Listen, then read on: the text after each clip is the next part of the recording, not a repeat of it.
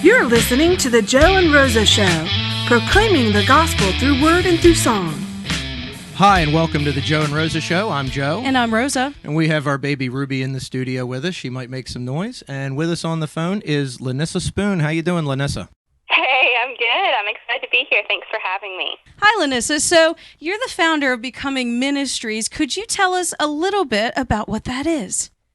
Yeah, so Becoming Ministries is really right now an online community, and it's specifically for teen to 20-something girls. And our mission, we exist to celebrate and empower teen to 20-something young women. Number one, to get comfortable in their own skin, and then number two, to learn how to buy into the process of life that God kind of has in store for them. I don't know about you, I've always had like this woman I wanted to be, like just this woman in the back of my head who had characteristics and qualities that I always admired. And I'm like, I'm going to be that woman one day. And the thing that I always tried to do was just reach that end point. I'm like, I need to become that woman like tomorrow. Right. And then at one point in my, I think I was a junior in college, one of my professors, I was talking to him. I was just in his office kind of dreaming with him and telling him my vision for what I felt the Lord was calling me to do. Mm-hmm. And the woman that he was wanting me to be. And my professor told me something that seriously changed my life. He said, you know, Lanissa, life is a process, and it's not so much about the woman that you're going to become at the end of the process. It's the things that you're learning and the woman that you're becoming in the middle of the process. It's the day-to-day things that really make the difference. Mm-hmm. And that kind of changed my whole perspective. And so I've been blogging for a few years up to them, just here and there. I've always loved girls. I've always loved small groups. I like to say, like, they're my jam. Like, I love hanging out with the girls and just chilling with them. And so I started a little blog. But then I went to this conference called She Speaks, which I know you're familiar with, Rosa. And at that conference, the Lord just really spoke to my heart. He said, I really want you to do something more with this concept of becoming and the process of life. And so when I left She Speaks, I relaunched my blog, rather, and to be Becoming. And so it's just been really fun. We've been live now for about a year, and we have kind of a growing community where girls can really just come. My heart really is for them to just come and know that they don't have to be perfect, that they don't have to have it all together. They don't have to be that woman that they dream of being right now. They just have to be willing to kind of buy into the process. So that's what we are in a nutshell. It's really fun. Like, I'm saying it here all cool, calm, and collected, but inside of me, I'm like jumping up and down. No, that does sound exciting, and I love that concept of it's the day to day. And so on your blog, basically what you're able to do is speak the word of truth, and it sounds like you're laying down the foundation, basically, and that is a daily process. That's not something that can happen overnight. It makes me sort of think of the parable, and I wish I could tell you where it is. It's in the Bible, but it's about the seed that falls on a certain type of ground, and it springs up rapidly. But then when the sun comes out, basically persecution, when those things happen, it shrivels up and dies because there's not a strong foundation. There's not a strong root structure. And so what you're talking about is the process of becoming and laying down those things. That's what that speaks like to me. And so as somebody who's been reading your blog recently, I know that you had written about things pertaining to being single and then finding the person that God had for you, remaining faithful to God during your courtship, and then I know that you're a newlywed, and I congratulate you on that. Can you speak a little bit to the season before you met Ryan, before you knew that this is the one that God had for you? Was there anything that helped you sort of get through that until God showed you the man that he had for you to marry? Yeah. Well, I think part of it, and it goes back to what you were saying about building a foundation.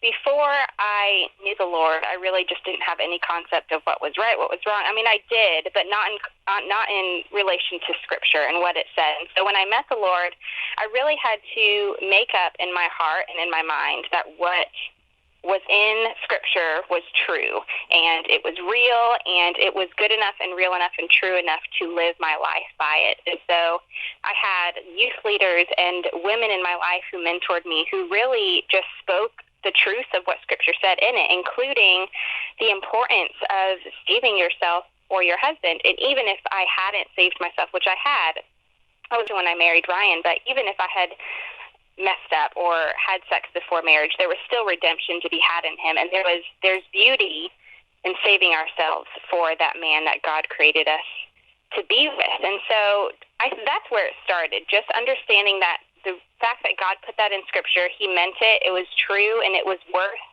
living my life by. And so, but I know that I can't do that alone. Like, that's a very big thing, especially in our culture and for the teen to 20-something girls. I mean, it's all around them. Mm-hmm. Like, have sex, it even kind of seems like they're saying you need to. Like, you need to try this out. You need to see if it's good. Like, it's reality. That's happening. It is. And so you need to have people around you who are encouraging you and reminding you that what you're doing is the right thing, and that there's freedom that comes from it. There's things that you're saving for your husband that you're going to be able to experience with only one person. One of the things that one of the mentors through that time told me, which really helped me, she said, when you're in a dating relationship, because I dated people before Ryan, and she said, don't give something away that you're not willing to leave behind forever. And that helped me so much, because whether it was just conversations or parts of my heart that I gave away, or physically things, I knew that if I gave something away to this guy, when we broke up or when we moved away to a different state and I went to college, like, he was going to have that part of me forever. And then I just thought, whenever I meet my husband and I give him my heart, what is it going to look like? Is it going to look whole and complete, or is it just going to be this heart that's broken up into little pieces, and parts of it are with this guy, parts of it are with that guy? And that really just, I wanted my heart to be whole. And so I just gave it all to the Lord. I said, God, make me whole again, redeem my past, and help me to save myself and wait for that guy. Wow, that is powerful. That is really so important to speak into, I think, our culture, that if you want to be faithful to God, to his word, that he will enable you to do that. And also that if you found God and basically had not done those things, or if even afterward, that there's redemption, that there's forgiveness, and that he can restore you. Now, how, and I think this is sort of the exciting part, but how did you know that this was the one? Did you meet and become friends, or was it across a crowded room? So how did God speak to you that I think, or rather that you knew that this was the person that he had for you?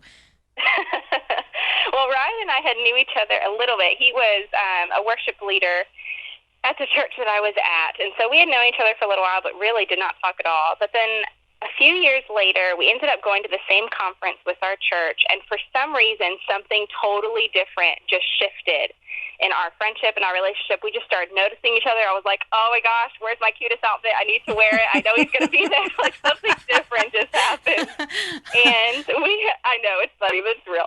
And so we just kept talking, and really, to be honest, there was a lot of opposition in our relationship, not between us, but kind of between just people in our lives that maybe weren't understanding that this was a good relationship. Okay. They didn't just approve of it. And so there was some opposition there. But throughout it all, even as hard as the opposition was, there was just a peace. And it's a peace that I can't explain, because if it wasn't from the Lord, I probably would have given up, because that opposition was so hard sometimes.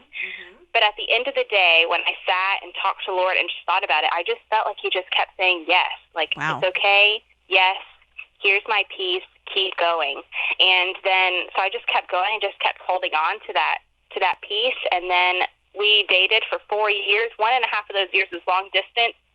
Bless the Lord. Yeah. That. And so at the end of 4 years, you just get to the point and you just know. You don't want to live the rest of your life without this person, and you know that God's blessed it. And what's really cool, and this is kind of a confirmation from the Lord, when we finally got engaged, the entire time that we were engaged, the Lord just blessed it. Like, his blessing was just on it. Things weren't, we didn't have a lot of obstacles. Like, we found our venue and little things like that really easily. He brought our families together. Like, all that opposition just kind of melted away. Like, you just saw his blessing on it. And it was just like, okay, I wasn't crazy. Like, I did hear the peace of the Lord. He's blessing this.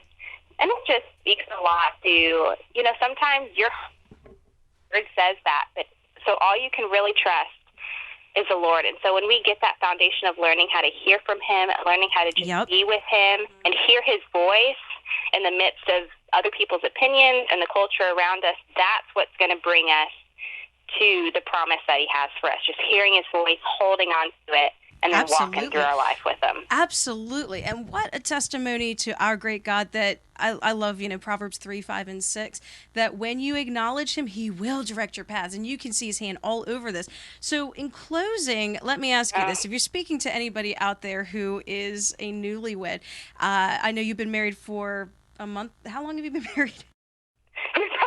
Almost 3 months. Almost 3 months. Yeah. Well, congratulations. So, if you're speaking out there to somebody who's a newlywed, do you have anything that you've learned? Anything you'd like to say to them? Oh my gosh. Am I the right person to ask this? I don't know. We're going to find out. No.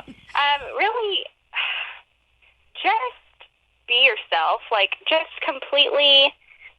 One of the things I've really learned recently is the power in not only kind of dealing with your weaknesses, but just embracing them, fully embracing them. When I thought about getting married, when we were engaged, I always kind of told myself, I'm going to be this perfect wife. I'm going to show him that I'm strong in the Lord and all these things, and I am strong in the Lord. I'm a woman of God, but at the end of the day, I'm weak and I'm not perfect. And so I've learned within these short 3 months that he loves me every day. He loves me at my lowest. He loves me when I'm at my best. He shows me Jesus' love, Ryan does. And so I can be comfortable in who I am. I can be comfortable in my weaknesses. I can let him know when I'm hurting and when I'm just not doing okay. And at the end of the day, he's going to love me through it, and he's going to love me fully. And I think that's so freeing to know that you don't have to put up a wall. You don't have to kind of have this physique of being this perfect woman. You just be you with him and have the Lord at the center of it all, and he's going to guide you through it, and he's going to be faithful to you. So that's what I would say with my 3 months of expertise. All right. Well, that is a beautiful story that the Lord obviously has told, and it's a great testimony to him. Can you tell our listeners one more time where they can find you and your blog on the interwebs? Yeah, so you can find us at Lanissa Reale. I'll spell it. I know it's hard. LANISSAREALE.wordpress.com. We have some super fun things coming out even tomorrow. So go check us out, get connected, and we'll hopefully talk to you soon on the blog. All right. Well, thank you so much for joining us today and for being on the show. Thanks so much for having me, Rosa. I so appreciate it. Take care. Thank you for joining us this week, and you can find us on lifeinsidethehouseontherock.com. Bless God, thank him for the rain. Bless God in seasons filled with pain.